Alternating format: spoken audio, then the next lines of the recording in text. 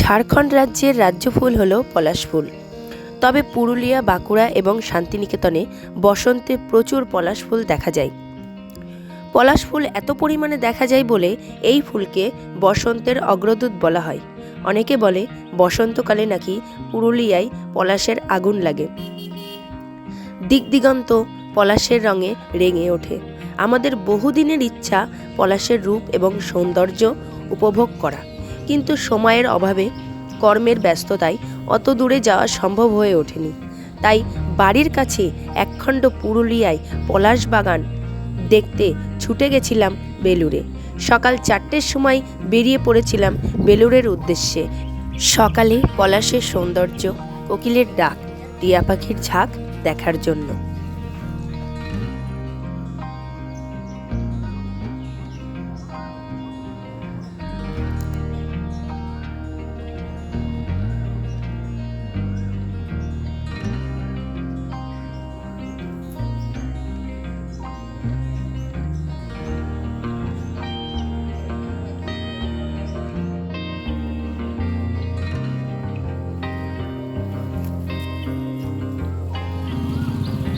নমস্কার বন্ধুরা, আমি পুষ্পিতা।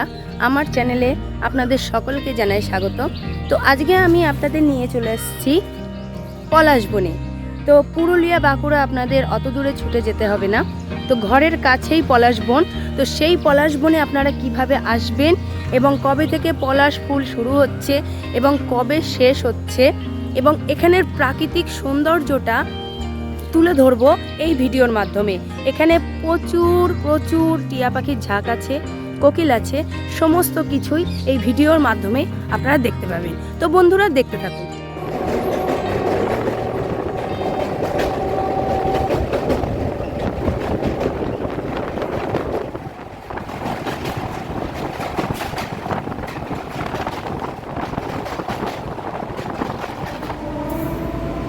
হ্যালো বন্ধুরা, তো আমি বনগাঁ থেকে যাতায়াত করি, তো সেই কারণে আমরা দমদম হয়ে এসেছি। তো দমদম থেকে আপনারা বালি হল্টে চলে আসবেন। বালি হল্ট থেকে আমরা এবার নিচে যাব।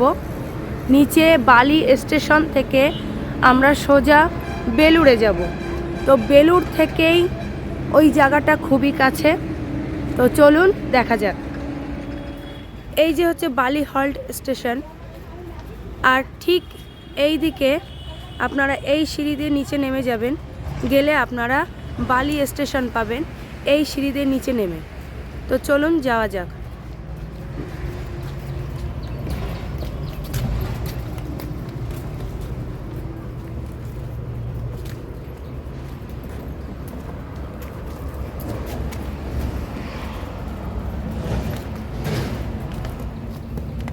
তো আমরা বালি স্টেশনে পৌঁছে গেছি। বালি স্টেশন থেকে যে হাওড়াগামী যে কোনো ট্রেনে উঠে আপনারা বেলুড়ে পৌঁছে যেতে পারবেন পলাশ বনে। তো চলুন যাওয়া যাক।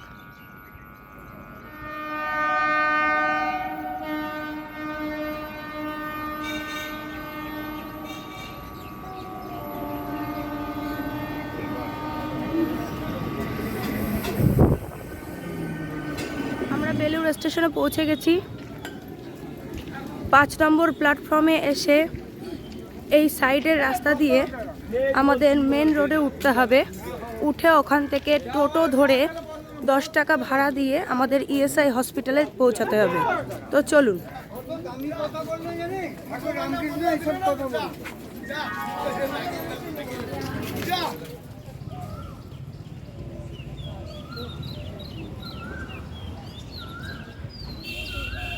তো আমরা চলে এসেছি ইএসআই হসপিটালে, আর টোটো আমাদেরকে নামালো এই মোড়টাতে। এই মোড়টাতে আমাদেরকে টোটো নামিয়েছে, আর এই যে ইএসআই হসপিটাল। তো চলুন আমরা যাই। তো আমরা চলে এসেছি পলাশ বনে, ঢুকছি পলাশ বনে। তো কোকিলের আওয়াজ শুনতে পাচ্ছি, আপনারা শুনতে পাচ্ছেন কিনা জানি না, তবু শোনার চেষ্টা করুন। দারুণ লাগছে আওয়াজটা।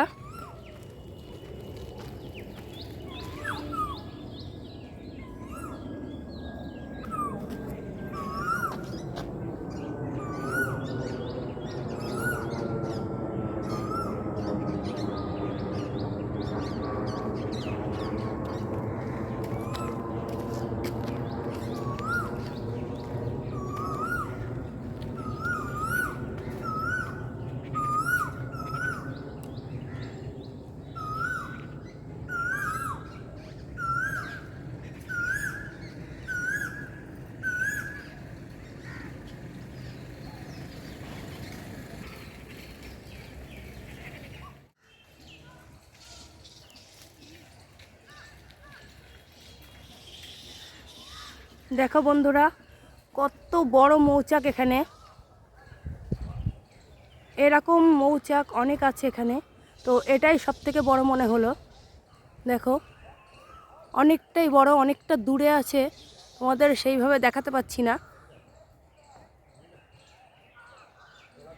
তো এই যে হসপিটালটা, আমরা একদম সামনে দাঁড়িয়ে আছি, আর এই যে রাস্তাটা চলে গেছে, এই রাস্তাটাই যেই সেই পলাশ বনটা পড়বে।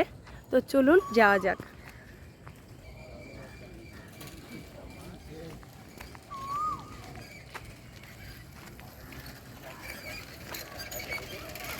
পলাশ বনে ঢোকার রাস্তাতে আমরা একটা পোস্টার দেখতে পাচ্ছি। পোস্টারটাই লেখা আছে দেখুন, শাল পলাশের দেশে ফুল ফুটেছে পলাশ শিমুল, ফুলে ফুলে হলুদে লালে বনেতে লেগেছে আগুন। পলাশের সৌন্দর্য উপভোগ করুন, কিন্তু ফুল অথবা গাছের ডাল ছিঁড়বেন না। ওপরেও দেখুন লেখা আছে, পলাশ গাছে কোনো রকম ক্ষতি করা থেকে বিরত থাকুন, অন্যথায় উপযুক্ত শাস্তির ব্যবস্থা নেওয়া হবে। তো আপনারা বনে সকলেই আসুন, কিন্তু পলাশ ফুল কিংবা গাছের ডাল ভেঙে গাছের কোনো ক্ষতি করবেন না, যাতে সবাই এই সৌন্দর্য উপভোগ করতে পারে, সেটা আমরাই ব্যবস্থা করতে পারবো। কারণ আমরাই যদি ফুল গাছের ডাল এবং ফুল গাছ ভেঙে নষ্ট করি, তাহলে আমরা হয়তো দেখতে পাচ্ছি, আমাদের পরে যারা আসবে তারা হয়তো আর উপভোগ করতে পারবে না এত সুন্দর সৌন্দর্য। তো এইটা আপনারা সকলেই খেয়াল রাখবেন।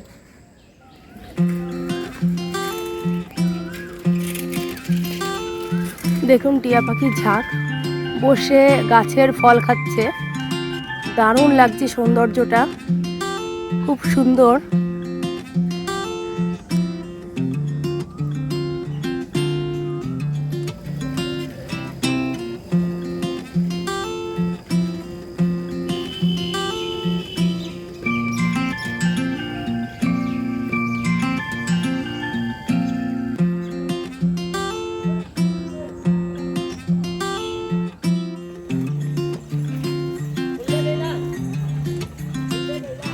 ভালো লাগে এই সময় হয় একটু এটা আগে।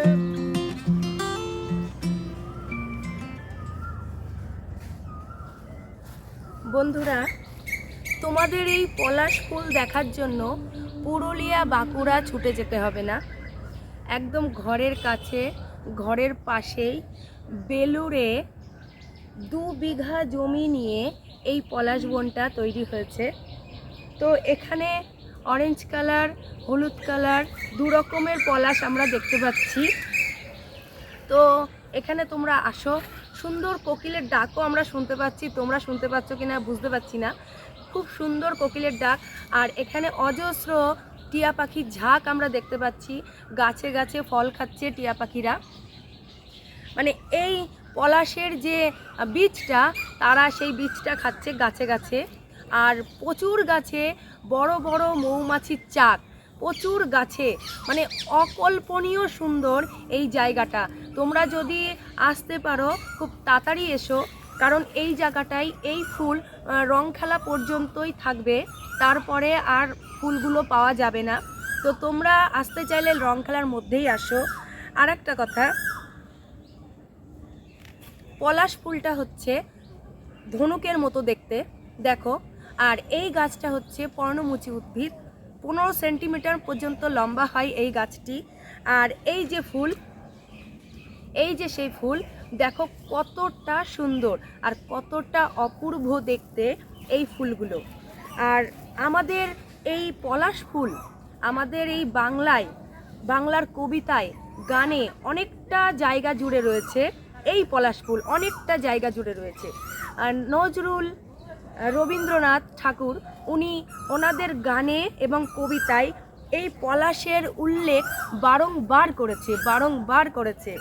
যেমন বসন্তে এই ফুলগুলো ফোটে, বসন্তে আমাদের রং খেলা হয়, হোলি হয়, সেই রঙের দোলায় এই ফুলের যে রং, সেই রংটা রবীন্দ্রনাথ ঠাকুর তার গানের মধ্যে তুলে ধরেছে। যেমন রাঙা হাসি রাশি রাশি অশোকে পলাশে, ঠিক এই পলাশের কথাগুলোই কিন্তু রবি ঠাকুর এই বসন্তের গানে, রং খেলার গানে তুলে ধরেছে। তো চলো বন্ধুরা, আমরা পুরো জঙ্গলটা একটু ভালোভাবে ঘুরে দেখি, চলো।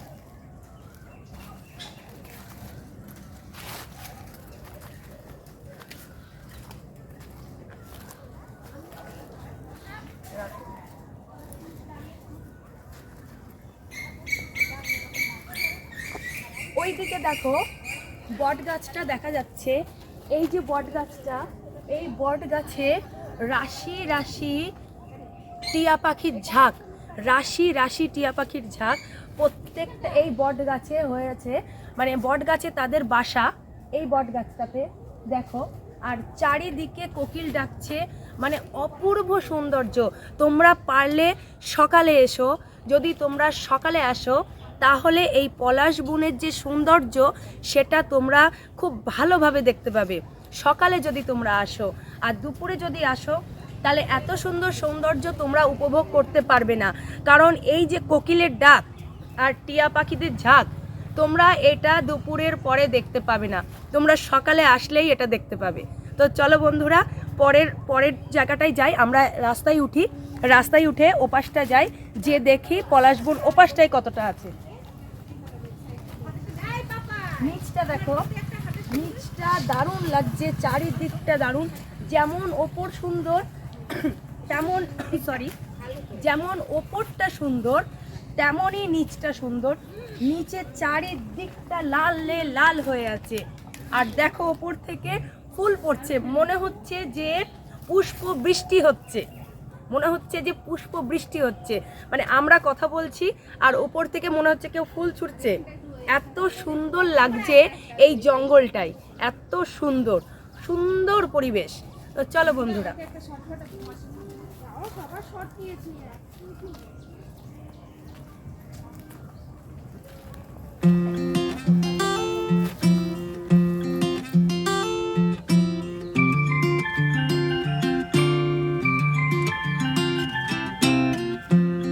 পলাশ বনে ঢুকেছি, আপনাদেরকে পলাশ গাছের ওপরের গাছের ফুলগুলো দেখাচ্ছি। দেখুন কত সুন্দর লাগছে, কি দারুণ লাগছে।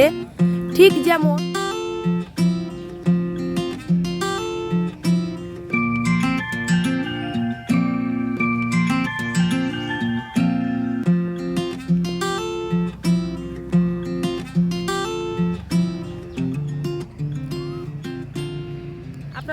আপনাদের এখানে এই পলাশ জঙ্গলটা কবে থেকে তৈরি হয়েছে? এই তো অনেক বছর দিকে আছে। মানে এখানে মানে এখন লোকজন তো আসছে দেখছি, হ্যাঁ, আগেও কি আসতো? আগে আসতো না, রিসেন্টলি 2-3 বছর থেকে আসছে। 2-3 বছর থেকে আসছে। আচ্ছা আচ্ছা, মানে এখানে পলাশ গাছগুলো লাগিয়েছিল কে, মানে তৈরি করেছিল কে গাছ? সেটা বলতে পারবো, অনেক বছর পুরনো আছে। এটা এই জায়গাটা 100 বছর পুরনো? হ্যাঁ, অনেক গাছ আছে। এই দিকে লেকে ওই অবধি আছে। তাই? হ্যাঁ, একজন বলে যার 50-60 বছর বয়স আছে, ওরা বলে যে নিজে নিজে হয়েছে। এই পলাশ গাছগুলো নিজে নিজেই হয়েছে? কেউ লাগায়নি, নিজে হয়েছে। আচ্ছা আচ্ছা, মানে এই মানে কতটা জমির মধ্যে এই পলাশ গাছটা আছে? এই তো ওই মোটটা নিয়ে ওই দিকে ওই অবধি আছে। একদম লাস্ট। আসুন দেখি। চলুন।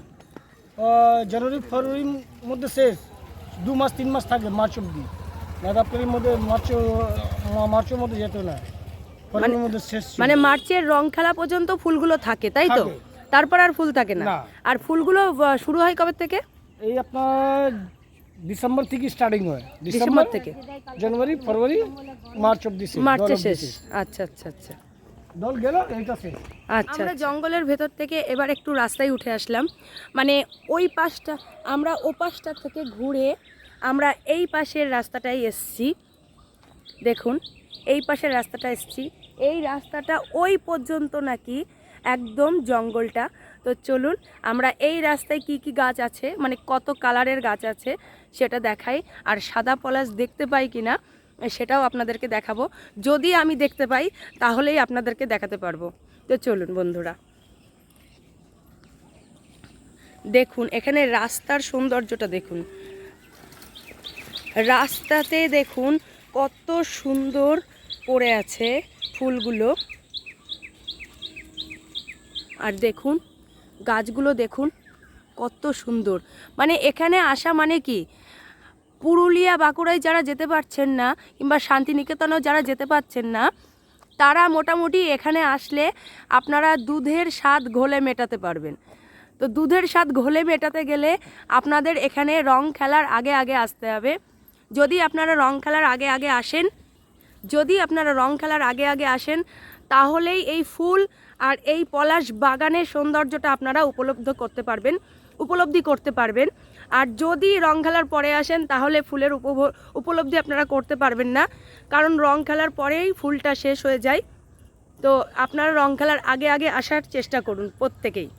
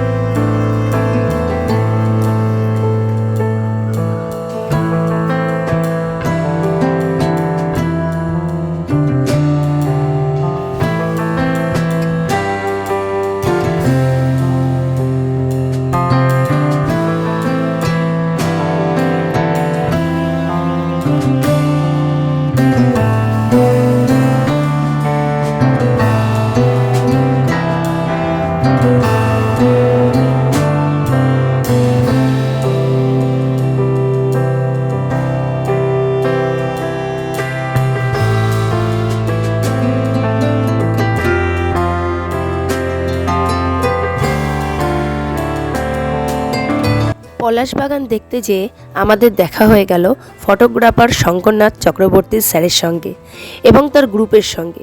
ওনার কাছ থেকে শুনলাম সুন্দরবনে বাঘের গল্প, গন্ডারের গল্প। আপনারাও শুনুন ওনার কাছ থেকে। কোনো জায়গাতে কিছু করে না।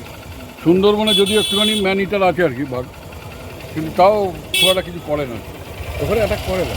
মানে ওরাও বোঝে আর কি, প্রথমত গাড়িগুলো জীবগুলোকে ভয় পায় ওরা আর কি, মানে যদি এখান থেকে কোনো ক্ষতি হয়। আর সুন্দরবনে যেটা করে, যারা মাছ ধরে, এই কাঁকড়া ধরে, মাছ ধরে, ওরা অন্য মানুষকে জানে আর কি যে এই লোকগুলো অন্য দিকের মন আছে আর কি। আর আমাদের তো জানে, আমরা ক্যামেরা নিয়ে রেডি রয়েছে আর কি ওকে দেখবো বলে। ও যদি কোনো কারণে লাভ দেয় তাহলে তো আমরা তো সবাই রেডি আর কি। কিন্তু ওই সুন্দরবনে যারা ওই কাঁকড়া ধরে, তাদের ঘেঁটি ধরে যে নিয়ে যায়, ওরা কিন্তু অন্য মানুষকে থাকে বলেই বাঘটা ওদের ধরে। ধরুন এর মধ্যে হাত ঢুকিয়ে কাঁকড়া বার করছে, ও পাশ দিয়ে যাচ্ছিল আর কি, মানে লাভ দিয়ে এসে পড়ে টেনে নিয়ে চলে যাবে সঙ্গে সঙ্গে। আচ্ছা আচ্ছা আচ্ছা। ও স্কোপ দেবে না কিন্তু, একটুখানি দাঁড়াবো, একদম মানে ধরলেই চলে যাবে সঙ্গে সঙ্গে। স্যারের নামটা? আপনার নামটা কি? শঙ্করনাথ চক্রবর্তী। আচ্ছা আচ্ছা আচ্ছা। আপনারা কোথায় কোথায় যান? মানে আমি সব জায়গায় যাই। সব জায়গায়? হ্যাঁ, ও যেতে পারে না, অন্য কাজ রয়েছে। আচ্ছা আচ্ছা আচ্ছা। এইটা কত রেঞ্জ? এটা 200-500। 200-500 লেন্সটা? আচ্ছা আচ্ছা। লেন্সটা কেমন দামের? দাম আছে, এই শুধু এই লেন্সটার দামই বোধহয় 86,000 টাকা। 86,000 টাকা।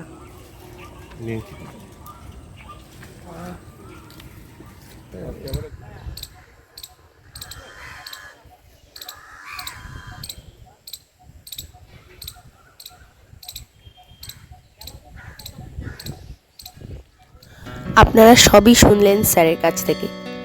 স্যারের এক্সপিরিয়েন্স, সুন্দরবনের বিভিন্ন জায়গার এক্সপিরিয়েন্স উনি আমাদের সঙ্গে বললেন।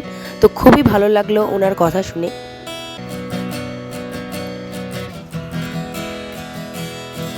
বেলুড়ের এই এক টুকরো পলাশ বন এবং এখানকার প্রাকৃতিক সৌন্দর্য আপনাদের কেমন লাগলো আমার ভিডিওর মাধ্যমে অবশ্যই একটা কমেন্ট করে জানাবেন।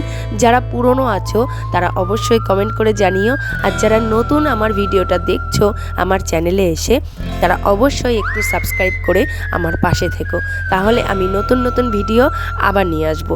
খুব তাড়াতাড়ি আসতে চলেছে আরও নতুন নতুন ভিডিও। তো বন্ধুরা, আজকের জন্য এই পর্যন্ত। আশা করি খুবই ভালো লাগবে তোমাদের ভিডিওটা। নমস্কার।